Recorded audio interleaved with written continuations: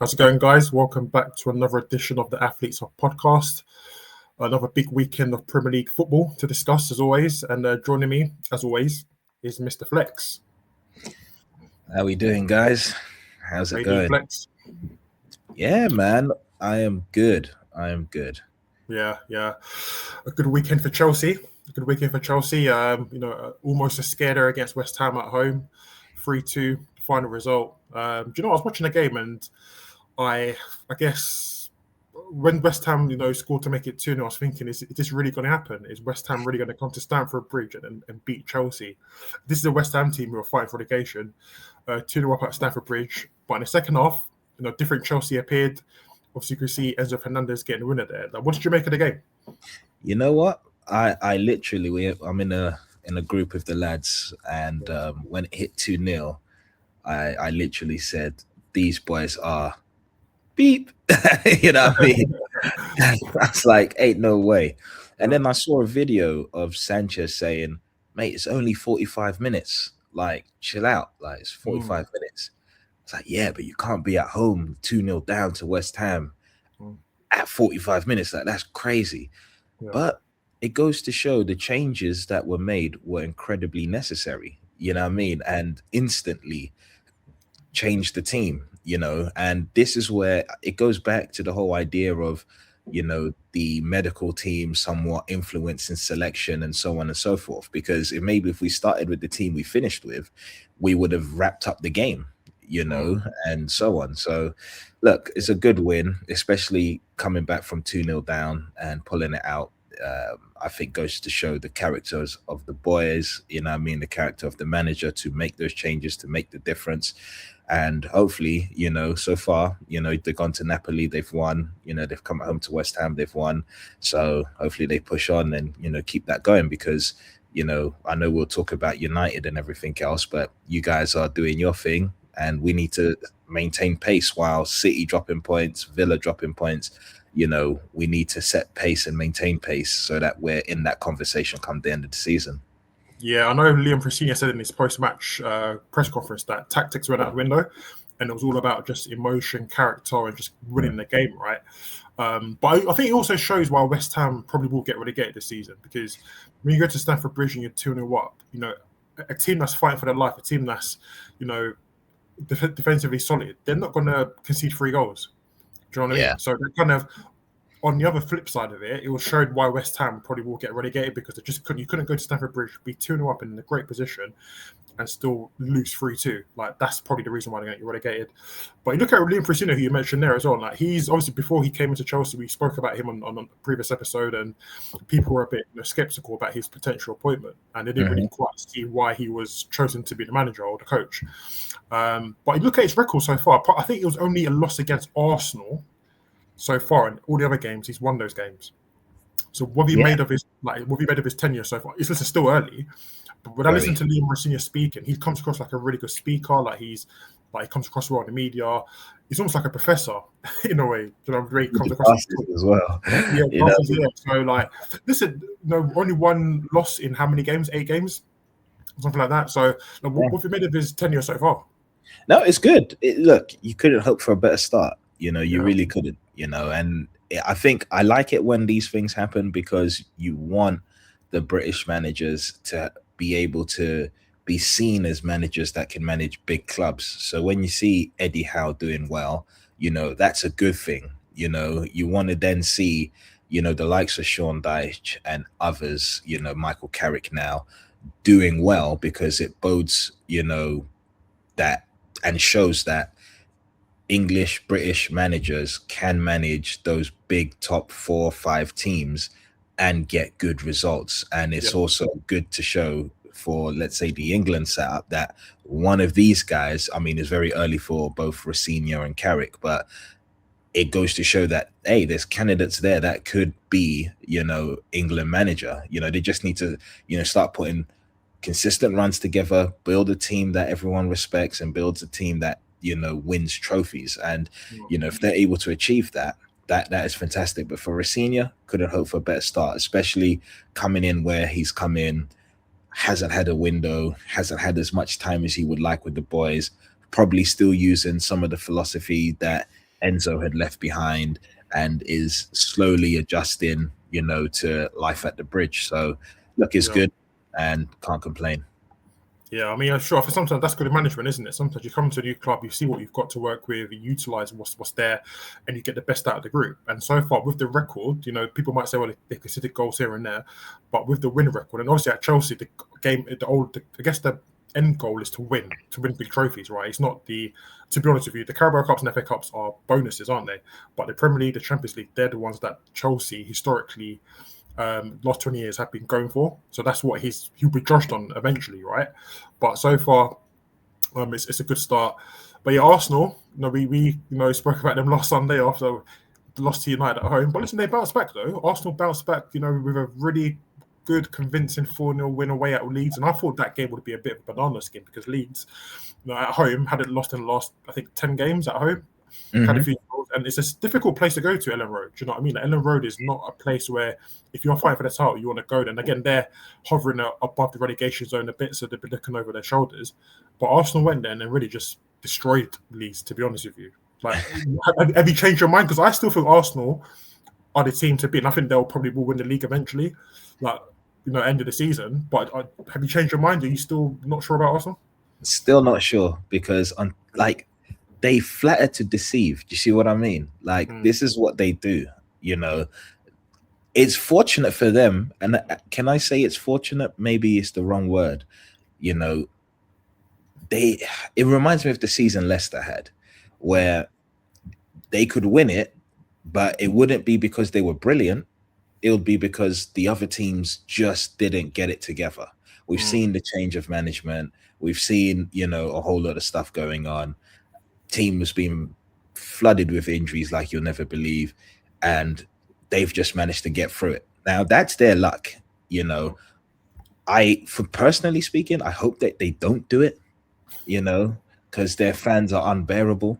You see what I mean? If they win the league, we're gonna have to move out of the country. To be fair, I'm telling you, literally, London won't be safe. Real talk, So for me, I just think, you know what? If Man City win it, nobody cares. Yeah. Do you get what I mean? So it's it's a safe space. I think it's a scary thing of the fact that Arsenal could, after 20 plus years, could actually win the Premier League. Yeah. And when they win it, we'll never hear the end of it. We won't hear the end of it.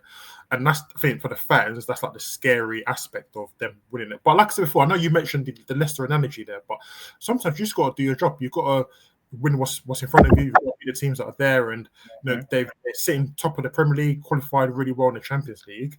But I agree with you. I feel like Arsenal, and when you look at Villa's result against Brentford, and you look at City drawn to Tottenham, teams need to put Arsenal under pressure.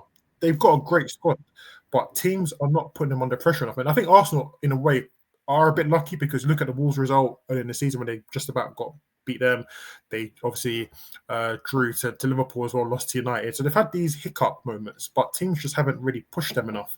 But that's why I look at Man City and I'm thinking, is this team really going to push this? Is Man City really going to push Arsenal? Because this Man City team is not the Man City team of old, isn't it? And I think Arsenal are definitely in a position where they can take advantage of that. But at the same time, I say, you know what? Last couple of years, Arsenal have pushed Man City really hard. There's a season where they pushed them to the last game of the season. So Arsenal have been there and thereabouts, isn't it? So maybe this time now it's their chance to really say, you know what, get in the train and just don't stop. Just get to the finish line and just get the point. But do you agree with that? I think Paul Scholes said, Paul Scholes or I think Jeremy Carragher said, one of them two said that this will be the worst team to win the Premier League because of Arsenal's style. Do you agree with that? No, I'm totally against the people that say they're set piece FC. I say that to Arsenal fans as banter, but for me, set pieces are part of the game. So if you can weaponize that, then that's fantastic. I remember. So what? So Chelsea were boring when they won the league with only conceding 15 goals because they were incredibly good at defending. Yeah. It's a crazy statement to make. You see, Arsenal efficient. Arsenal, they're an efficient team, isn't it? They're efficient. I think both boxes. Whereas the goals they concede, the lack of goals they concede, but also being really threatening from set pieces. They're just a really efficient team. You wouldn't want to play against a team like that. No, you wouldn't. But there is a way to beat a team like that, because they're not doing nothing you haven't seen before. Do you get what I mean? Like when you're playing, you've just got to limit the amount of corners that they get. And when they do get corners, the way I look at it is don't have everybody in the box trying to defend the set piece. Leave bodies outside of the box, which means they also have to leave bodies outside of the box. Did you see what I mean? Like it's not rocket science. If you try and defend a corner that's literally going to sit between the, let's say if we call the goal line the 0 yard and 5 yard, that's where they're whipping it in and everybody is in there and the keeper can't get out. The chances are that the ball's going to go in the net. It's like a melee. So leave bodies outside of the box. But you also say as well, if you're looking at Jules, right, you look at their players, Saliba, Gabriel, they've got big players, Arsenal. So you're probably thinking, well, if you leave players outside the box and they take a chance to say, you know what, we're going to leave 3 or 4 extra players in there, there's a good chance they'll win the header and they'll win the second ball and they'll score. But you know what? It's a game of chance, but you've also given space to your goalkeeper and you've got to let your goalkeeper know he has to be extremely dominant in that scenario. Because the goalkeeper is the only guy in the box who can get touched, go down, and it's a foul. Do you see what I mean? So he has to be extremely dominant when that comes about. And if you're playing Newcastle, there's no one bigger in the Premier League than Dan Burn, is there? And then I don't think so. If you're playing Brighton, they've got Dunk, who's a huge guy. So there's teams that have the guys that are big fellas that could match them in terms of. I think that's why Gabriel helps Harry Maguire, because Maguire dominates Gabriel. Look what Maguire just ragdolled him like he was nothing. You see what I mean? Gabriel's a dirty player, though. I've got to say. I mean, I watched him early in the season against Baltimore, little elbows and stuff. I mean, he's not a player. That's what you do. Dark arts, man. Dark arts. That's the mentality. I don't know why people want to play a clean game of football. To me, I need to do everything to put you off your game. Everything and anything. Bar touching your nuts. You know what I'm saying? Like back in the go watch footage back in Dennis Wise and Vinnie Jones and stuff. They were literally grabby by your testicles, and it was crazy back then. To be honest with you, madness. So you're still saying Arsenal for you? Brilliant. Look, for me, brilliant football. I don't care what anyone says. It's brilliant football.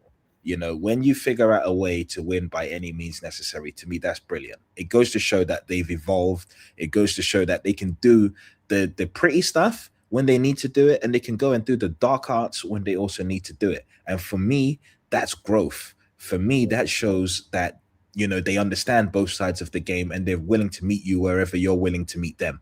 You know what I mean? And winning 4-0 against Leeds is a brilliant result. Leeds is a hard place to go.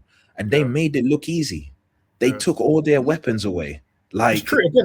I think Arsenal, you mentioned a good point. It shows growth. And I think Arsenal, the profile has changed from Arsenal. You go back to the days of Arsene Wenger, where teams like the good old Chelsea team and United teams used to bully the Arsenal team, right? Whether in footballing terms or perhaps, when it comes to physicality. But Arteta probably identified that. And the profile of players they recruited changed. A lot of them were much bigger, much physically, much more dominant, right? So they've kind of identified, we need to get stronger, particularly when it comes to set pieces. And that's probably where people look at them and think, they're a set piece team. But again, teams who are efficient are the teams that people don't want to play against, because they don't really concede that many goals. Plus, when they do get corners or set pieces, they are very dominant and the ball goes in the back of the net 9 times out of 10. So that shows a team that's been very well drilled and very well coached. And other teams just haven't been able to pick up in terms of a solution to stop them, to be fair. But I think, again, with Arsenal, I feel like, unless somebody really pushes them, because again, City can't really be consistent enough. I think Villa as well, even though they have an outside chance to win the Premier League, they're not a team that I think will push Arsenal, to be fair. So I think it's the only team that can kind of slip up is Arsenal, really, to be honest. So it'll be interesting to see how they get on there. But we've got to move on to United. A great win yesterday. We don't have to, but you want to. Talk about the Šeško last-minute goal. But you know what? I didn't watch the game, but I again, listen, 2-0 up, Casemiro scoring, Cunha getting a goal. We're thinking, normal service, just kicking on from the past 2 results. And then Fulham scored a penalty, Jimenez, and then they get a great goal by Calvin. Right in the top corner, no chance for the goalkeeper. And then Šeško comes with a last-minute goal. Listen, it was by no means perfect, to be honest with you, but it shows, the old school way of United, the mentality of keep going to the final whistle, last minute goals as well. On the front foot, 3 wins out of 3 now for Michael Carrick in the team. It just feels like the team's in a bit of a different place at the moment. And Šeško getting his goal, and I said as well, I think Šeško comes across to me like more of a confidence player. I think he's a good player, but we need to unlock what he can do on a more regular basis. And I did feel as if when Amorim did leave, I felt as if Šeško would probably, teams, I guess the coaches like Fletcher and Carrick, who's there now, would simplify it for Šeško, and you might see him get more balls into the box. They might play to his strengths a bit more. He didn't start, but came on and scored. What did you make of the game? Like you, I didn't see the game in its totality, but I did see the highlights. And for me, just looking at the scoreline and everything, again, mentality, that's what it is. Because and from both sides, I guess, right? For Fulham being 2-0 down, to then bringing it back 2-2, but then also for United being united. Like, this is what we're used to seeing at Old Trafford. Those last few minutes where you can go out there and win a game, you go and win a game. Like putting it on the line. Like, we would rather lose it. How would they say? We'll die trying. Yeah, or you risk losing to try and win the game.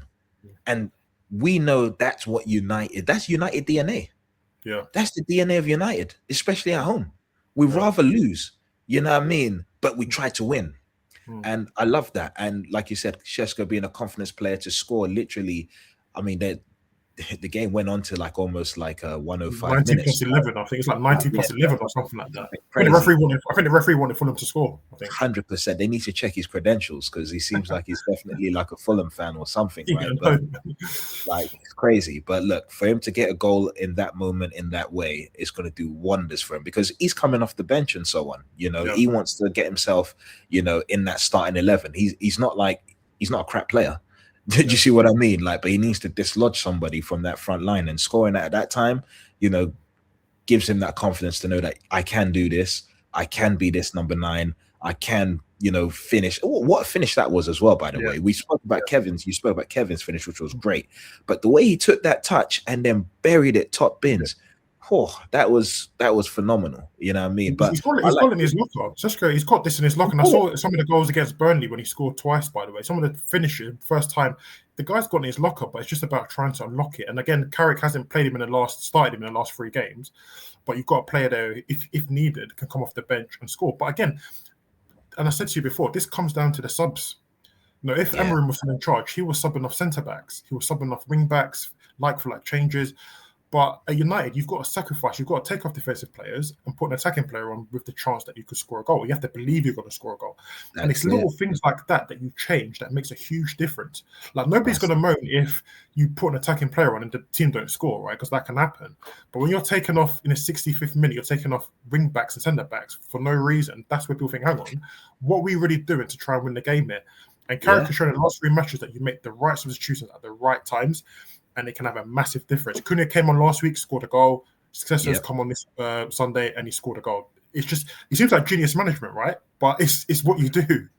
That's what you get paid for. Do you see what I mean? To make those big decisions. And guess what? Another big decision is keeping Casemiro in the side. It's quite easy to have taken him out the side, but he's come up trumps again. I don't know how people don't mark this guy, because he's really good in the air. You know what I mean? I don't know. I know, but he's very really intelligent. Though. You look at him; he gets in front of goal. He scores a goal. Defensively, he's in the right positions, makes interceptions. Like, you talk about, maybe people speak about his lack of mobility and his legs, right? But look at his in-game intelligence. He knows where to be. What positions to be in at the right time. Gets a goal, and all that experience is gathered throughout his whole career. It's paying effect now, and you've got Manu beside him, who's been fantastic as well. It's funny they say that about Casemiro's legs, because if I remember correctly, he's younger than both Kroos and Modric, right? And they were all fine in that midfield. You couldn't get through that midfield, and there was loads of old legs in that midfield, right? So for me, I don't think it's a matter of legs, and I don't think his legs are gone.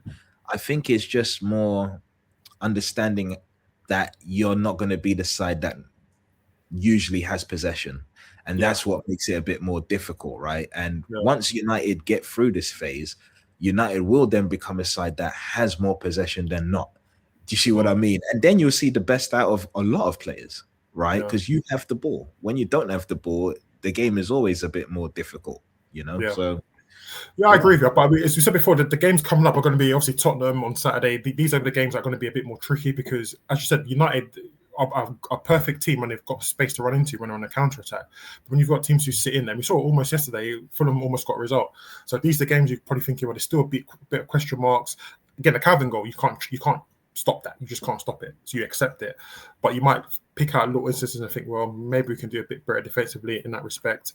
But so far, so good for Carrick, and hopefully another win against Spurs on Saturday. But I've got to talk about Brentford winning at Villa.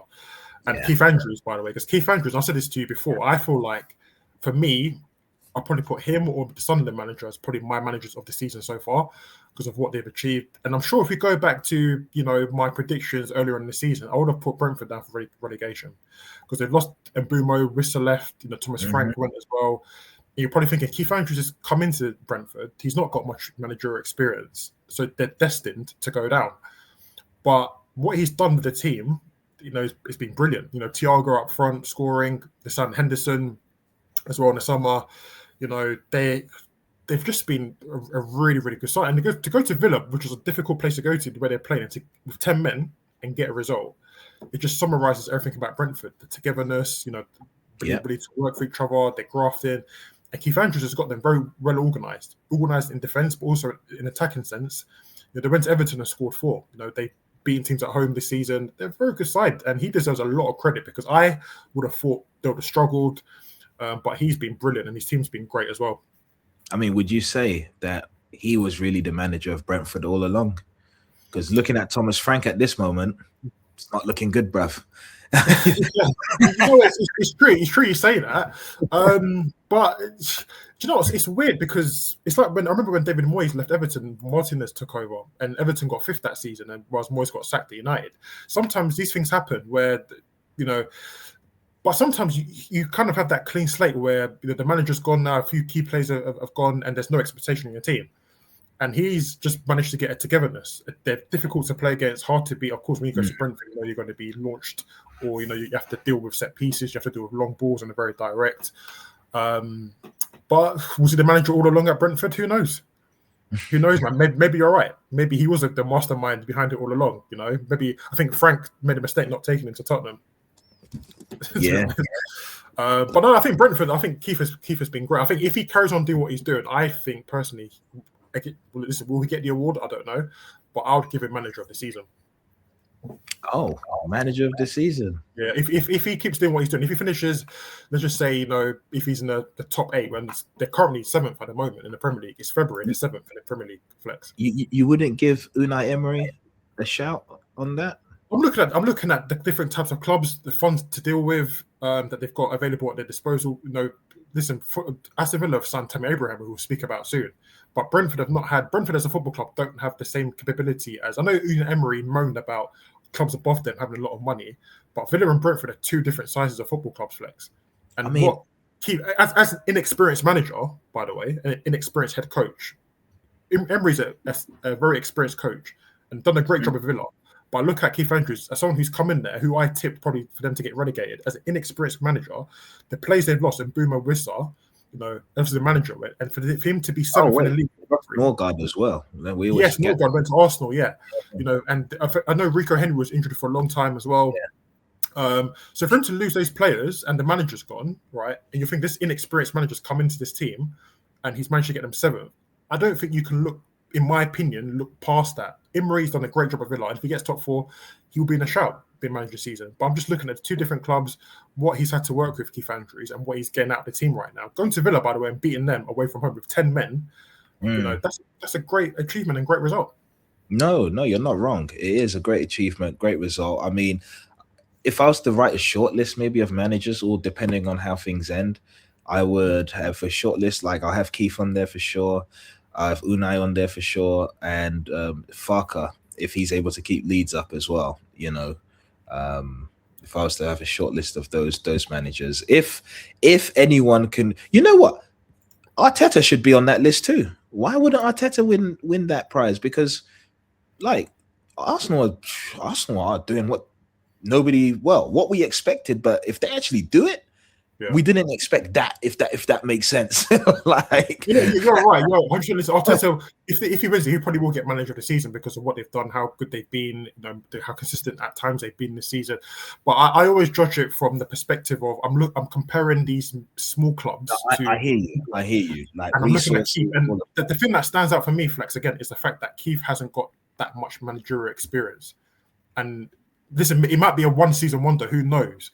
But for him to take the group, and a lot of people would have tipped them to go down. They've lost key personnel in their squad, in the managerial staff, and for them to be, seventh right now, you look at the teams above them, and everyone's got money to spend in January. They've not got that, Flex, and he's managed to still go to places and get results. I think that's amazing. Yeah, I agree with you. I agree. And that's the reason why, for me, he would be managed. He probably won't get it. I agree.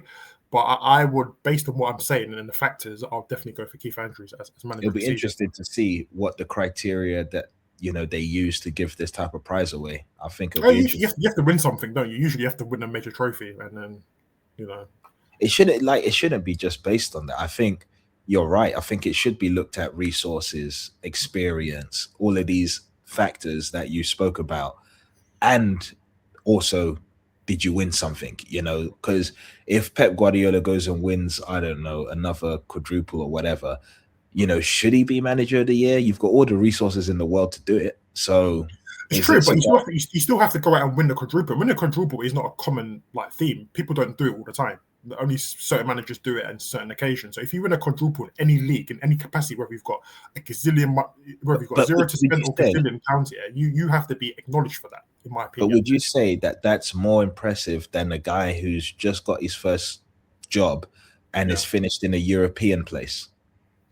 Is it more impressive? Or it's I know, but the problem is you still have to. You can spend a lot of money, Flex, but you still have to win stuff. You still have to go out and win a quadruple, win a treble. That's not easy to do. The Champions League is very difficult to win. But I agree. If you've not got any manager experience and you manage a club like Brentford, by the way, and looking at the funds they've got, the size of the football club, and to get a European place, yeah, of course you can't overlook that, because the guys he's competing against have a lot more resources than he's got. And again, his experience comes into play. But again, if you're a top manager, you win a treble, right? Whether you spent zero or a gazillion pounds, right? You still have to be acknowledged, because trebles and quadruples don't happen often. And managers we know spend a lot of money. How many managers do we know that spend a lot of money but don't win a lot? Yeah, because they squander the funds. But it takes the special managers like Alex Ferguson, like Ancelotti, like Guardiola, Mourinho, to win these trophies, because they know how to do it. You're not wrong. You're not wrong. Do you know what I mean? So Keith Andrews, listen, if you're watching this, you can send me my £30,000 in my account. No, but he's done a great job, man. He's done a great job. But listen, speaking about Brentford, they beat Villa yesterday away from home. Villa got a new signing now. Tammy Abraham has rejoined. I know he was there on loan a couple of years ago and impressed over there. He went off to Roma, obviously at your club, Chelsea, as well, under Frank Lampard. He went off to Roma under Mourinho and had a great time there. Were you surprised to see Tammy Abraham back in the Premier League? Nah, I'm not surprised, because he's a quality player, and let's be honest, like, there is a lack of, strikers in the market. If you say you're going to go and look for a forward, it's kind of hard to go and find one that would, get you that 10 or 15 goals if given a clean run in the side, right? So hopefully, he now puts a battery in the back of Ollie Watkins, and they can both compete for that, because it won't just be, the fact that they're competing at Aston Villa.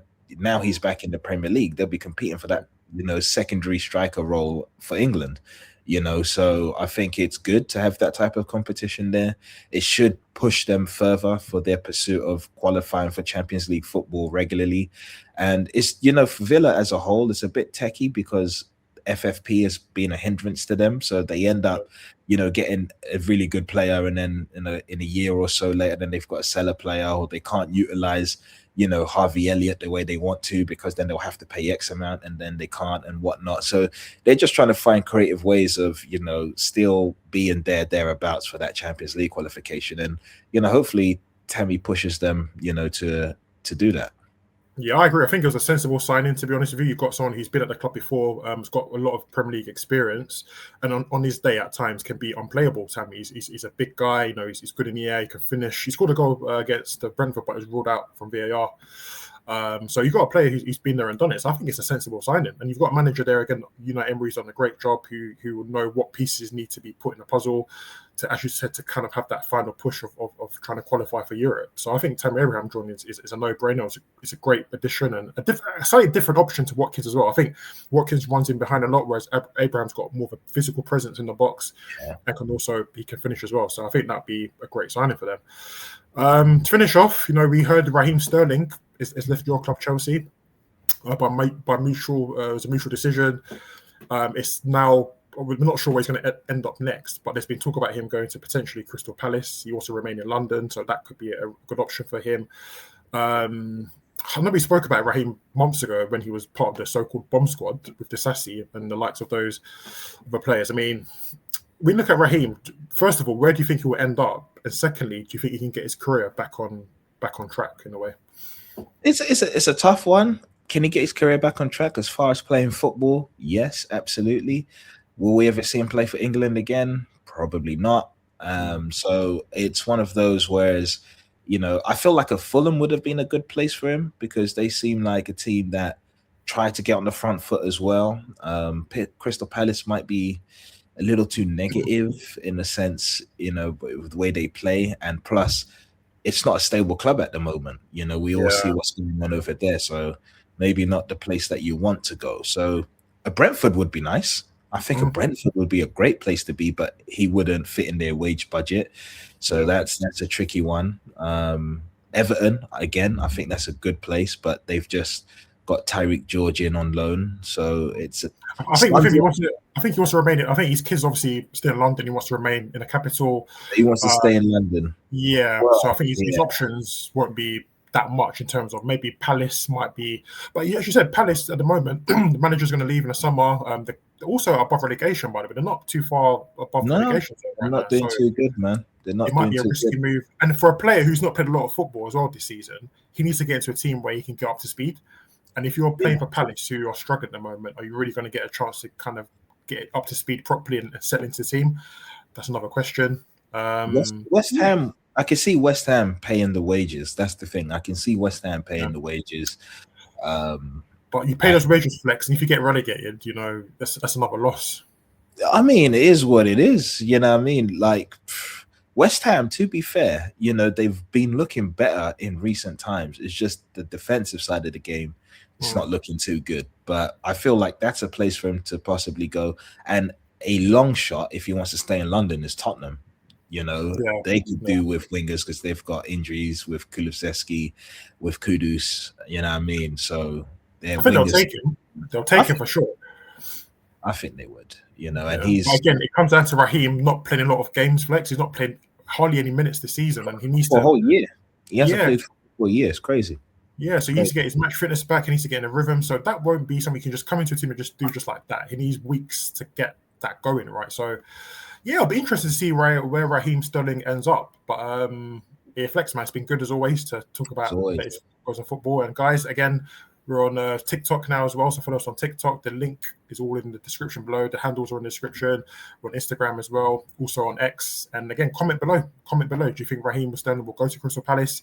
What are your thoughts on the title race this season as well? Who's your manager of the season so far? Let us know in the comments below. We love engaging with you guys. And Flex, I'll see you in the next one. Yes, sir. And hit that subscribe button, guys. Yeah. Hit that button. Don't just watch. Please subscribe. You guys have helped us so much. We're on 136 right now. Like the videos too, man. Like the videos. It's free. Just hit the like button. Hit the subscribe button. It's free. Doesn't cost you nothing. It's all free, guys. But listen, you guys have supported us great in the last 6-7 months, and we appreciate it. We're going to keep trying to bring you the best content and the best discussions. But yeah, until then, guys, have a good week. And Flex, I'll catch you in the next episode. Yes, sir. Next episode.